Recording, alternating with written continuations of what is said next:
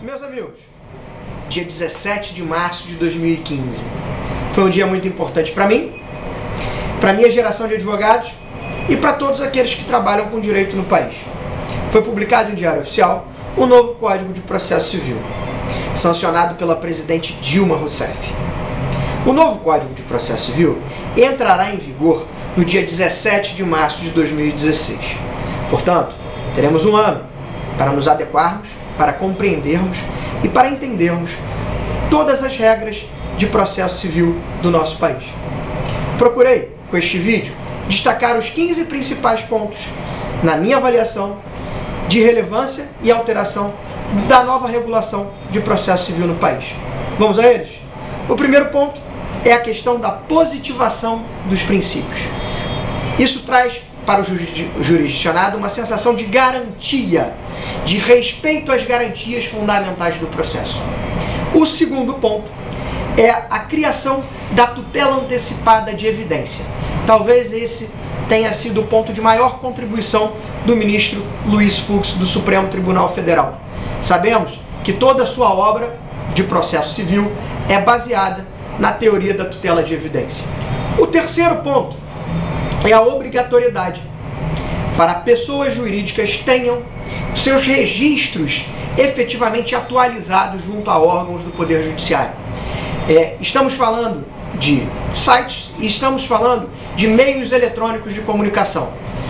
A intenção do legislador nesse ponto é comunicar, é praticar atos de comunicação, leia-se citação e intimação, através de meios eletrônicos, através de meios digitais. Esse é um ônus imposto a pessoas jurídicas no país. O quarto ponto, destacado por nós como de relevância, é a adaptação da regra válida no Código atual, do 285A, que seria o julgamento de improcedência à prima facie, seria aquela sentença proferida pelo juiz com base numa sentença modelo do juízo, e essa regra foi adequada para valorizar os precedentes. O juiz não mais tem como paradigma uma sentença do seu próprio juízo, e sim posturas e decisões do STF e do STJ. O quinto ponto é a simplificação do procedimento de conhecimento no processo civil e a instauração de uma fase prévia de conciliação, de uma fase antecedente à apresentação de resposta. O legislador pretende com isso estimular métodos de solução consensual de litígios. O sexto ponto, trazido por nós, é a existência de uma penalidade para as partes que não comparecem a esse momento de conciliação. Os juízes podem aplicar uma multa e considerar essa desídia com o Poder Judiciário como um ato atentatório à dignidade da justiça. O sétimo ponto, e talvez um dos pontos de maior relevância para a advocacia, é a unificação dos prazos processuais. Não mais teremos que saber que um determinado recurso é cabível em 5 dias, uma outra defesa é cabível em 15. Existe agora a unificação dos prazos processuais em 15 dias, contados apenas os dias úteis, ou seja, feriados, sábados e domingos não integram a contagem dos prazos processuais no novo regulamento de direito processual civil. O oitavo ponto trazido por nós é a fixação de uma ordem cronológica para julgamento dos processos. Prosseguindo nos pontos de relevância, temos o estímulo à criação de mecanismos de padronização de decisões em casos similares. O legislador brasileiro, numa tentativa de aproximação ao sistema da common law, valoriza os seus precedentes, valoriza decisões do STF e do STJ e prestigia o princípio da igualdade.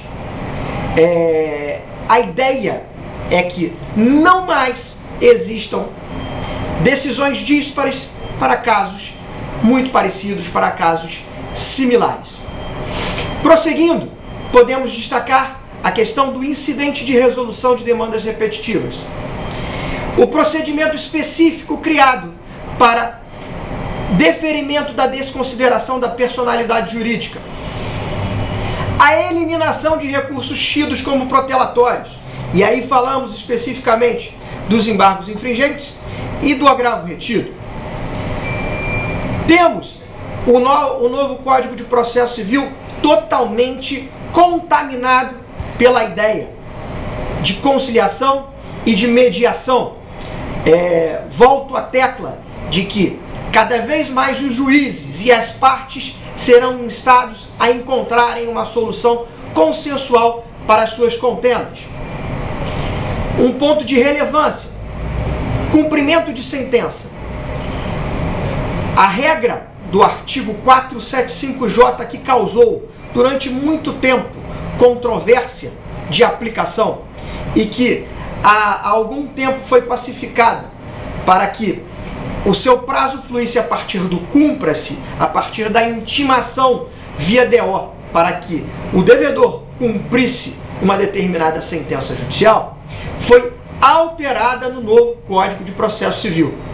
Existe a prévia necessidade de um pedido inicial do exequente, documentado com uma planilha de cálculos, instando o devedor a pagar no prazo de 15 dias, e essa intimação, sim, pode ser feita via diário oficial. A regra do pagamento em 15 dias, sobre pena de multa diária de 10%, se mantém inalterada. E o último ponto que destacamos é a questão da fixação de custas judiciais e honorários, honorários advocatícios fixados por fases processuais. Esperamos ter colaborado com vocês numa avaliação rápida do novo Código de Processo Civil e prometo voltar com novos comentários sobre especificadamente cada um dos artigos do novo Código. Um abraço.